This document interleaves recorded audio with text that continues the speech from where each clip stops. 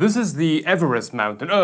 This is the Mountain Everest. It's not like Everest is a widely known company. It's not the type of company that pushes out like 10 keyboards per season with minimal differences and then they pretend as if they reinvented the wheel. No, they have like one. Then they got the same in small and the same but naked and the same but like fully spec'd out. And that's also the one that we are focusing on today, the Mountain Everest Max, cause one of the things that got me going for this keyboard is the modularity of it. And Max is not even like the real Max. You can make the thing go even further than that. But let's start at the beginning because that one's just beautiful. Ignoring the product itself for a minute, one thing that Everest does know how to do is packaging. That thing comes in like the most satisfying unboxing experience I had so far. And you will get pretty much all you need. The Everest keyboard, the Numpad, the media switches, including the little monitor of course, the connection USB-C to A cable. Oh, and you will also get this USB-C extension. I know it looks weird to get something like this, but we will get later to that. The version that I got here is the Midnight Black one. So the frame of the board is kind of a brushed aluminum, but in black instead of gunmetal or gray, which looks almost like silver to me. And the switches that we got inside are the Cherry MX brown ones, but you can also get the red, blue, silent red and speed silver ones, depending on the layout that you choose. And in case you think you made a mistake with your choice of switches, cause Everest does offer them independently, for that case you get a sample of every switch that they have, so you are free to test them out. You can even install all of them if you really want and then test them for yourself and see if you really need replacement for the switches that you've got. And this is a great move from Everest because from a company standpoint, that's just burning money. Giving you all the switches once is just burning money, but they did it anyway.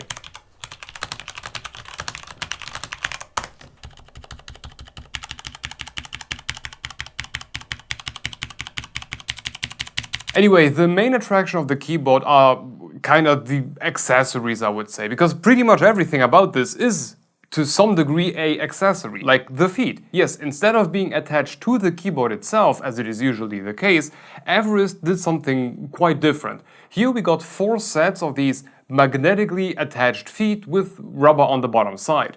2 for the keyboard and 2 for the numpad. Height-wise, each of these adds pretty much like nothing, or about 3mm, because the only thing actually protruding away from the keyboard is solely the rubber. If that's not enough for you, no problem. That's why we got these risers. They add about 5mm each, and if you didn't swallow any during unboxing, you can add 2 of them on each of the 4 stands, giving the keyboard a max lift of 13 centimeters, or 8 if you add only 1 riser. I feel like the lift or the max height of the keyboard is pretty much what you would expect from the average keyboard. It feels like the usual stuff to me, and I also believe this is one of the best features of this keyboard. In all of my time with the keyboard, these feet have not come apart even once. And I am using my keyboard extensively and sometimes a bit aggressively. And not once, pushing, pulling, throwing, not even once have they come apart. And actually, the review period for this one ended up being way longer than I anticipated. We got this in early March, after which I installed it on my editing workstation, and then a bunch of videos happened, and yeah, now it's July.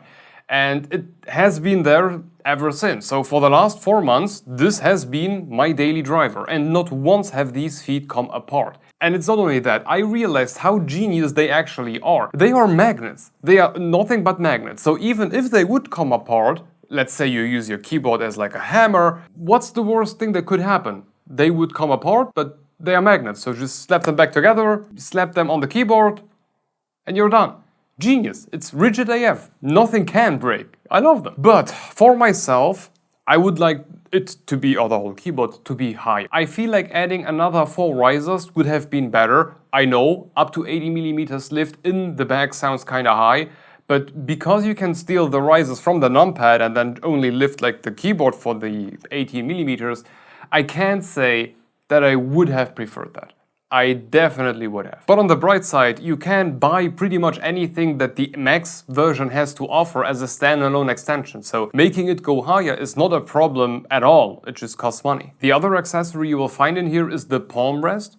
It's okay, not too hard, not too soft, and it attaches to the keyboard using magnets, and it is kept in position using plastic clips. But the whole thing isn't like physically clipped to the keyboard. It will travel with the keyboard, the magnets are strong enough for that, but hit it in the wrong spot and it will be detached. But this could also be seen as a good thing, because the alternative would be like breaking clips. So, I mean, better detach than break. As for longevity, yes, during my 4 months extensive usage, there has been a bit of wear and tear.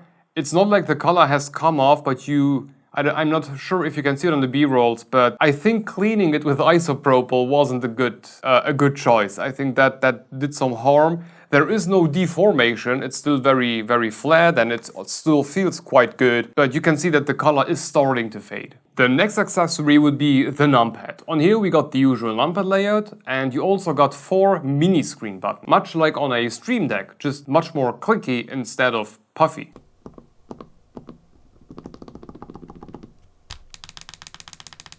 By default, you will get a bunch of shortcuts. The first one is a shortcut to open your browser and then go to the Mountain website, which looks kinda trippy because it's not a direct link, but it's a key-by-key macro. And then we got a Windows Explorer and Task Manager shortcut. But this is not sleep, this is shutdown. I had to learn that the hard way. All of these are of course replaceable. You can customize what they do and how they look, but I'll keep that for the segment about the wonderful world of proprietary software. Now, the interesting thing about this numpad is that you can connect it on different locations. This thing is connected via a USB-C plug, and by pushing on this lever on the back side, we can hide the plug and reveal an exact copy on the other side. And you guessed it, both left and right of the keyboard frame, we have a female USB-C port, so you are perfectly able to make that thing switch sides if you prefer. And remember that seemingly random USB-C to C extension? What you can also do is hide the connector on the numpad by leaving the lever in the middle and use this 15cm long cable to physically separate the keyboard from the numpad,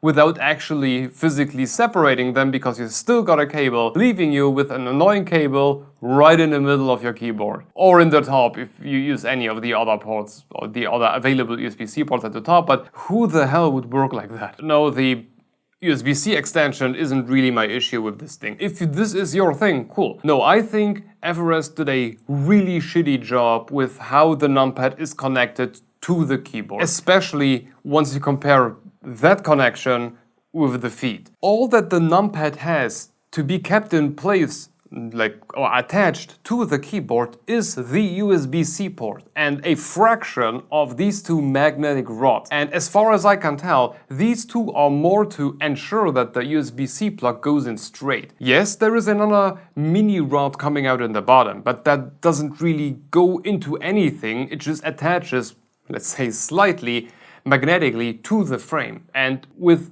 attach, I mean hopes and dreams, cause that thing has nowhere near the same force as the feet. And the reality is, if I lift the numpad, it falls apart. I knock it from the bottom, it falls apart. And the joke here is not even the wrist rest comes off that easily. And throughout my 4 months using this keyboard, the numpad has been nothing but annoying. It falls off every goddamn day. Now, in Mountain's defense, it hasn't broken. It is still perfectly functional, and even if it falls off, all you need to do is just push it back. The software or the numpad will just start automatically within a second, so it works just fine, but it was still annoying as hell. And in my opinion, Everest just overdid this one, because when I got the keyboard, I thought having the capability to move the numpad to the right side of the board would be useful. You know, as in moving my mouse closer to, or moving the mouse closer to my right hand, where my right hand will be on the keyboard. But the reality turned out to be that I'm just not capable of doing that. My brain is so programmed to have my right hand use the numpad that everything I had to do with it on the left side, it just rendered it completely useless to me. With my left hand, I couldn't build up the habit of knowing where the keys are. It's a bit like switching over the fork and knife hands.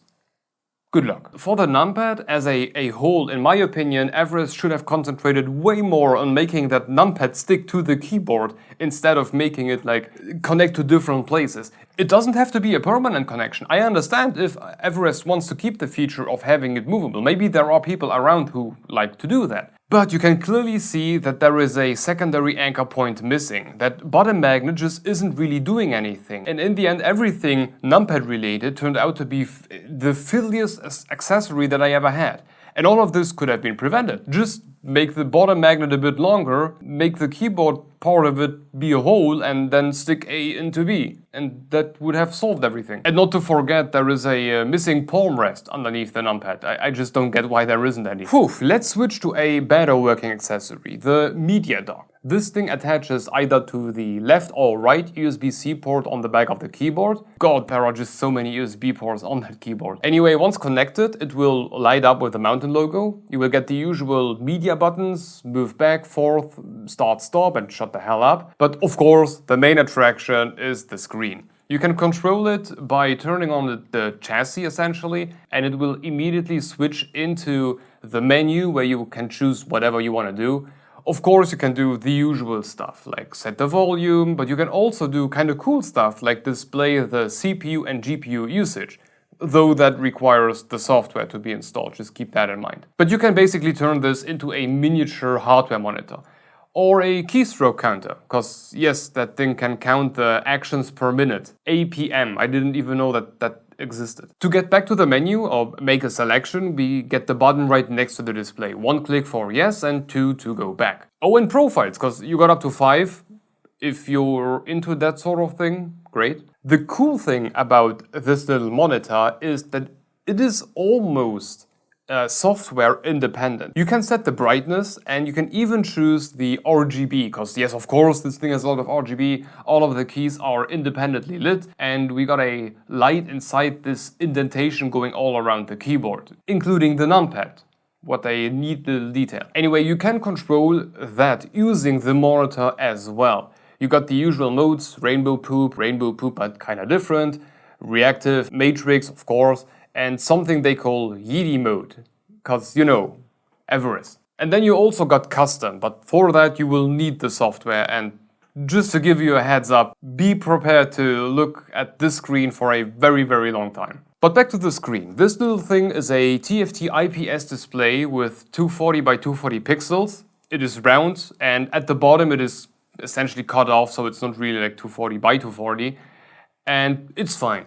As in, it displays what it is supposed to display, and it's pretty bright if you turn it all the way up, but I really wouldn't call the viewing angle good, and because of the very reflective plastic on top, I usually have to move my head a bit up to actually see what is going on, otherwise I just see the reflection of my screen, essentially, and it's pretty annoying. Then there is the whole refresh thing. It is so slow that you can actually see the refresh happening live.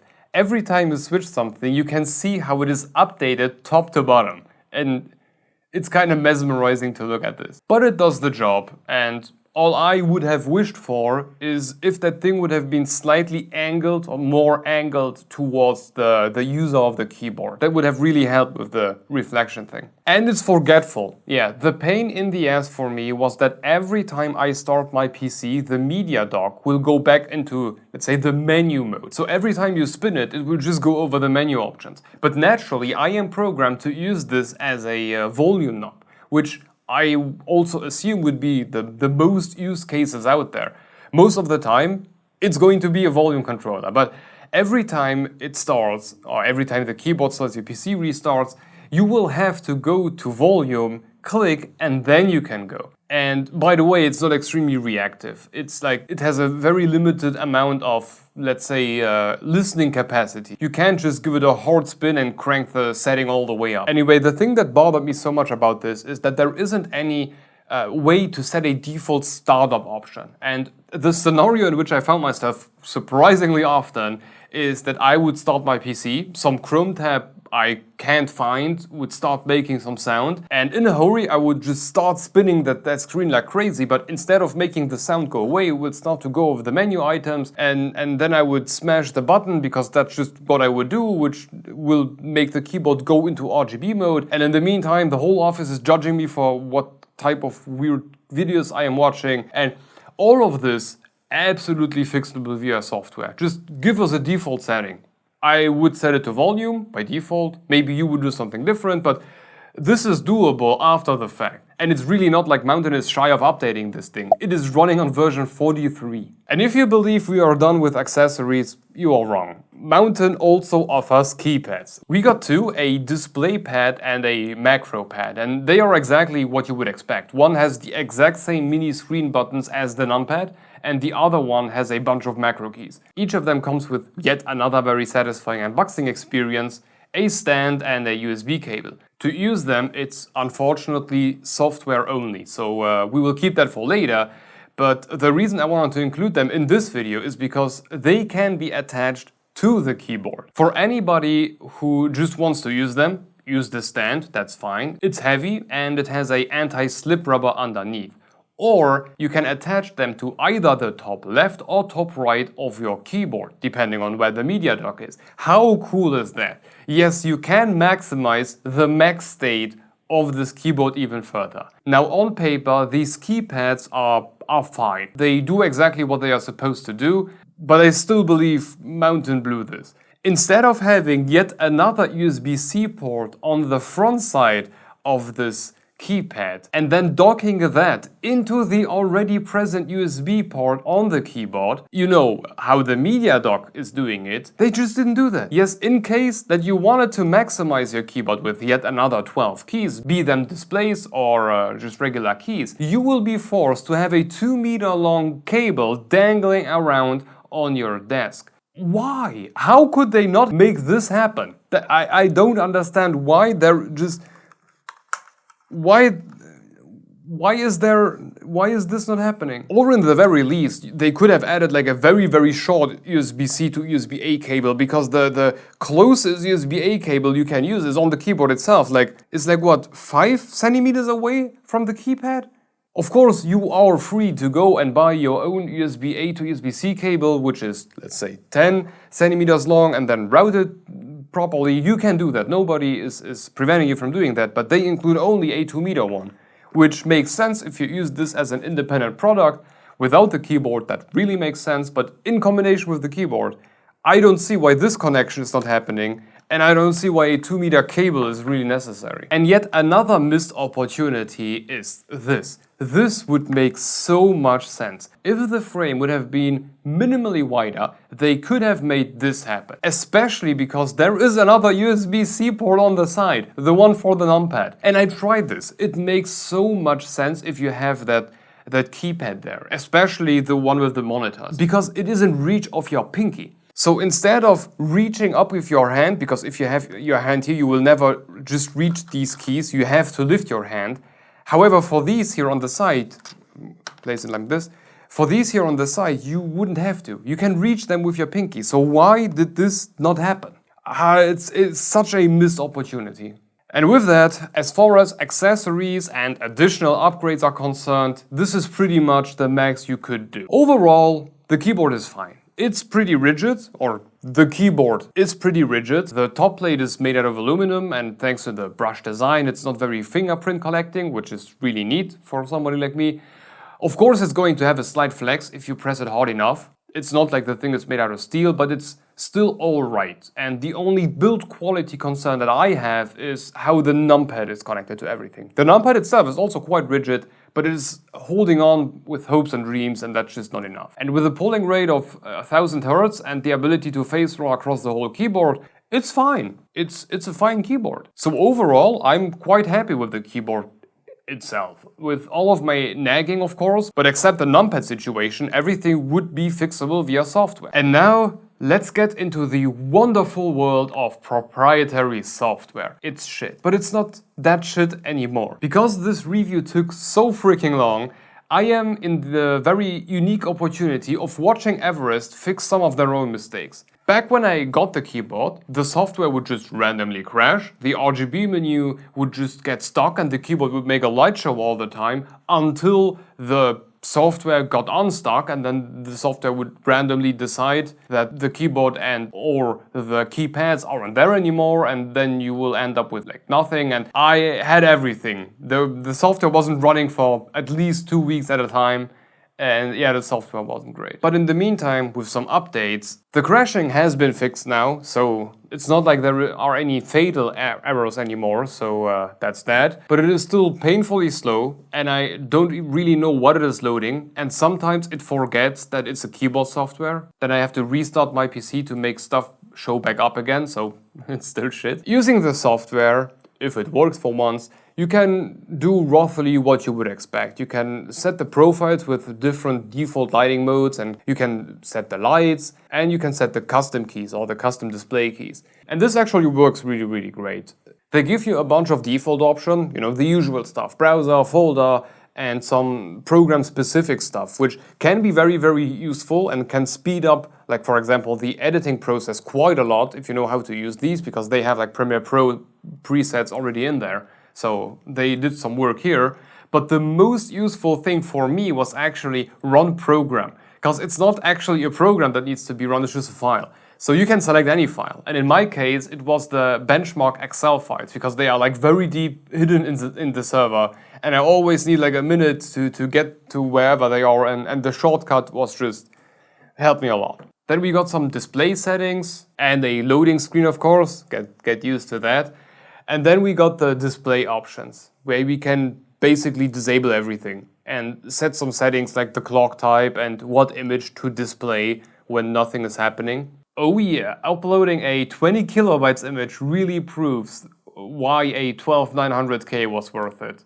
What the hell? And fun fact, I think I deleted the Mountain logo from my editing PC, because you can like click remove. And I think that actually removes the image, because even if I then remove the whatever image I put in there, the Mountain logo won't appear again. It will be stuck to whatever image I chose before. I think remove really removes the image. And then we got the options to create macros. Sure, you can make keyboard macros, that works fine, but it says record mouse, and I expected it to also record the mouse movements, which it clearly doesn't, so it will just left and right click all the time. So you can create a macro, but it won't really understand what you are doing at all. It will just right click wherever the mouse is. What you could do for this is build very basic macros for any freaking game, where you just press 1, 2, 3, 4, 5 a bunch of times, you know, old WoW rotations, that type of stuff would be possible. It's not auto hotkey. It's not. It's a very baseline, stupid, do 1, 2, 3, 4. And it will just do 1, 2, 3, 4, and then it's done. As a whole, the software does do what it is supposed to do. I particularly like the key binding section and all of the options that I could do with that, but all of that relies on if it works, which half the time it just didn't. Please fix your software. Price-wise, we are currently looking at a 180 euros price tag for the keyboard for the max version. And that's no matter the layout, switches or color. And to be honest, I expected worse. Sure, 180 euros is still a lot of money, but given that there aren't that many mechanical keyboards around with a customizable display, and the few that are there aren't any cheaper, I think it's okay, it's fine. It's not a budget-friendly keyboard, definitely not, but I expected worse. So as for me, I am happy with it, as in I will keep using it for now until I get some other keyboard to review, and then I will forget to review it, and then I will use it for a couple of months, and then my review will be very precise, but so far I'm happy and I'm glad to keep using it. As for Mountain, please fix your software, and if you're thinking about a V2, make this a thing, make this actually stick. There is a wrist pad missing. Why is this not a thing? And maybe add another 4 sets of feet, please. Okay, this should be everything about the Mountain Everest Max, its additional keypads, and the wonderful world of proprietary software. At this point, a huge thank you to Mountain for sending it over. Oh, on a side note, we have a Discord server, so if you want to join, the link is down below. And we got channel membership, so if you are planning to sell your soul for an OG poop emoji, that's one way to go. But if not, I'm also releasing the content to all members 2 or 3 weeks in advance. Except for the NDA stuff, because, you know, I don't want to get sued. Additionally, you can rest assured that the income will not only keep the channel afloat, but will also serve to get more feet. Not these. Anyway, thank you for watching, and if you want to continue, have a look at our take on the Montag keyboard. It's also an interesting one, not even close to this, like, extra, but still interesting. Hope to see you in the next one. Bye bye.